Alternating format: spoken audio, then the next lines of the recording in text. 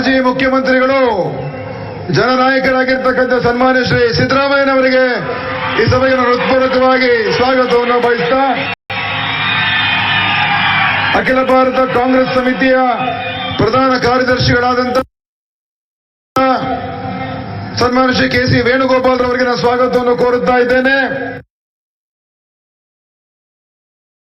ಮಾಜಿ ಮುಖ್ಯಮಂತ್ರಿಗಳು ಜನನಾಯಕರಾಗಿರ್ತಕ್ಕಂಥ ಸನ್ಮಾನ್ಯ ಶ್ರೀ ಸಿದ್ದರಾಮಯ್ಯನವರಿಗೆ ಈ ಸಭೆಗೆ ನಾನು ಹೃತ್ಪೂರ್ವಕವಾಗಿ ಸ್ವಾಗತವನ್ನು ಬಯಸ್ತಾ, ಅಖಿಲ ಭಾರತ ಕಾಂಗ್ರೆಸ್ ಸಮಿತಿಯ ಪ್ರಧಾನ ಕಾರ್ಯದರ್ಶಿಗಳಾದಂಥ ಸನ್ಮಾನ್ಯ ಶ್ರೀ ಕೆ ಸಿ ವೇಣುಗೋಪಾಲ್ ಅವರಿಗೆ ನಾನು ಸ್ವಾಗತವನ್ನು ಕೋರುತ್ತಾ ಇದ್ದೇನೆ.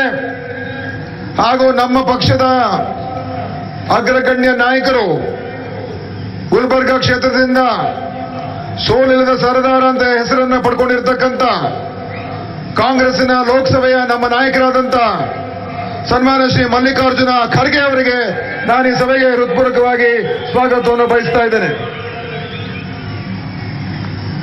ಕರ್ನಾಟಕ ಸರ್ಕಾರದ ಮಂತ್ರಿಮಂಡಲದ ಸದಸ್ಯರು, ಮಂಡ್ಯ ಜಿಲ್ಲೆಯ ಉಸ್ತುವಾರಿ ಸಚಿವರಾಗಿರ್ತಕ್ಕಂಥ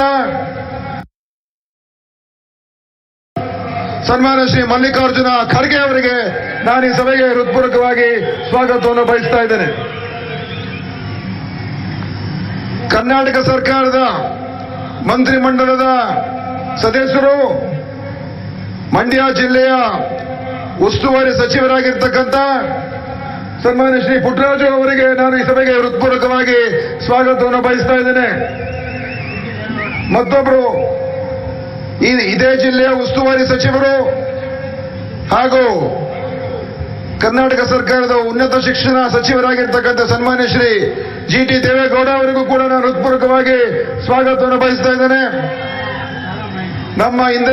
ನಮ್ಮ ನೀರಾವರಿಯ ಸಚಿವರು ಹಾಗೂ ಇವತ್ತು ಈ ಸಮ್ಮಿಶ್ರ ಸರ್ಕಾರಕ್ಕೆ ಬಹಳ ಕ್ಷೇತ್ರದ ಶಾಸಕರು, ಕೊಡಗು ಜಿಲ್ಲಾ ಉಸ್ತುವಾರಿ ಸಚಿವರು, ನಿಮ್ಮೆಲ್ಲರ ಮೆಚ್ಚಿನ ನಾಯಕರು ಸನ್ಮಾನ್ಯ ಶ್ರೀ ಸಾರಾ ಮಹೇಶ್ ಅವರಿಗೆ ವಿಶೇಷವಾದಂತ ಸ್ವಾಗತವನ್ನು ಬಯಸ್ತಾ ಇದ್ದೇನೆ.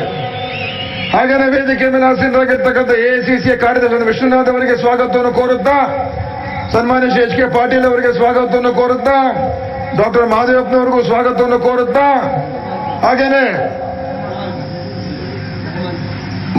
ಮಾಜಿ ರಾಜ್ಯಸಭಾ ಉಪಾಧ್ಯಕ್ಷರಾದಂಥ ರೆಹಮಾನ್ ಖಾನ್ ಅವ್ರಿಗೂ ಕೂಡ ಸ್ವಾಗತವನ್ನು ಕೋರುತ್ತಾ, ವೇದಿಕೆ ಮೇಲೆ ಇರ್ತಕ್ಕಂಥ ಈ ಕ್ಷೇತ್ರದ ನಮ್ಮ ಪಕ್ಷದಿಂದ ಚುನಾವಣೆಯಲ್ಲಿ ಕಂಟೆಸ್ಟ್ ಮಾಡಿದಂತ ಸನ್ಮಾನ್ಯ ರವಿಶಂಕರ್ ಅವರು ಬಂದಿದ್ದಾರೆ, ಅವ್ರಿಗೂ ಕೂಡ ನಾನು ಸ್ವಾಗತವನ್ನು ಕೋರ್ತಾ ಇದ್ದೀನಿ. ವೇದಿಕೆ ಮೇಲೆ ಆಸೀನರಾಗಿರ್ತಕ್ಕಂಥ ಮಾಜಿ ಶಾಸಕರಾದ ಎಚ್ ಮಂಜುನಾಥ್ ಅವರೇ ಮತ್ತು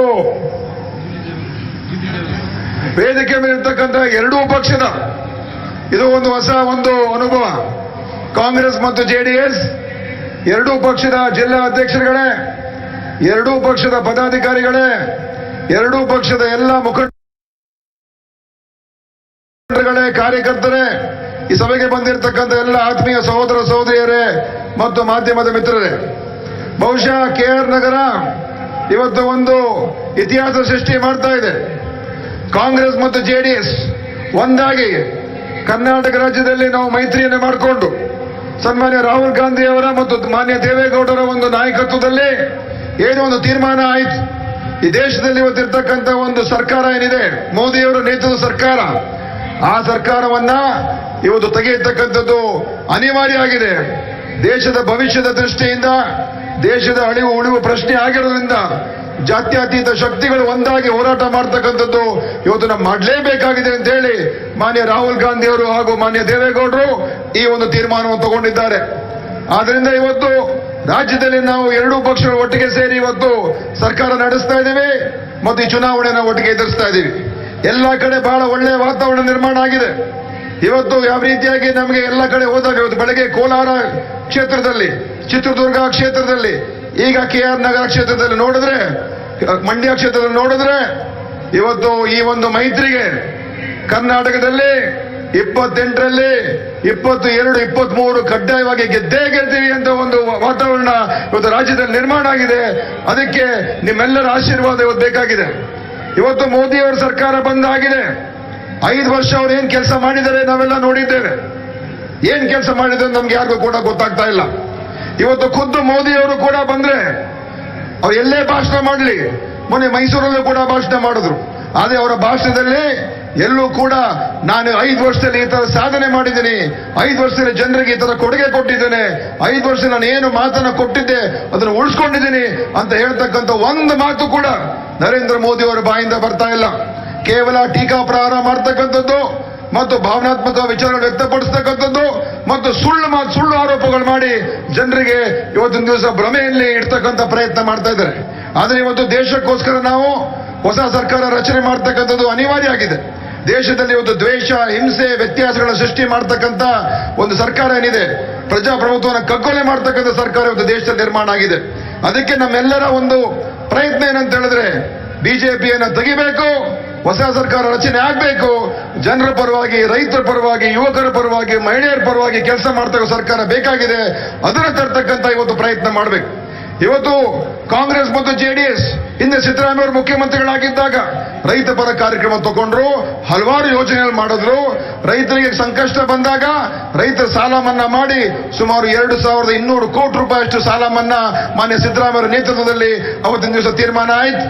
ಅದೇ ಪ್ರಕಾರ ಮೈತ್ರಿ ಸರ್ಕಾರ ಬಂದ ಮೇಲೆ ಕುಮಾರಸ್ವಾಮಿ ಅವರ ನೇತೃತ್ವದಲ್ಲಿ ಇವತ್ತು ರೈತ ಪರವಾದಂತಹ ಒಂದು ಕಾರ್ಯಕ್ರಮವನ್ನು ತಗೊಂಡು ಇವತ್ತು ಸುಮಾರು 45,000 ಕೋಟಿ ರೂಪಾಯಿ ಸಾಲ ಮನ್ನಾ ಮಾಡತಕ್ಕಂಥ ಒಂದು ಐತಿಹಾಸಿಕ ತೀರ್ಮಾನ ಇವತ್ತು ಜೆಡಿಎಸ್ ಕಾಂಗ್ರೆಸ್ನ ಸರ್ಕಾರ ತಗೊಂಡಿದೆ. ಅಂದ್ರೆ ಇವತ್ತು ಬದ್ಧತೆ ಇರತಕ್ಕಂಥ ಒಂದು 2 ಪಕ್ಷಗಳ ಸರ್ಕಾರ ಇದೆ. ಮೋದಿ ಅವರಿಗೆ ಯಾಕೆ ಬದ್ಧತೆ ಇಲ್ಲ? ಮೋದಿ ಅವರಿಗೆ ರೈತ ಸಾಲ ಮನ್ನಾ ಮಾಡೋದಕ್ಕೆ ಯಾಕೆ ಆಗ್ತಾ ಇಲ್ಲ?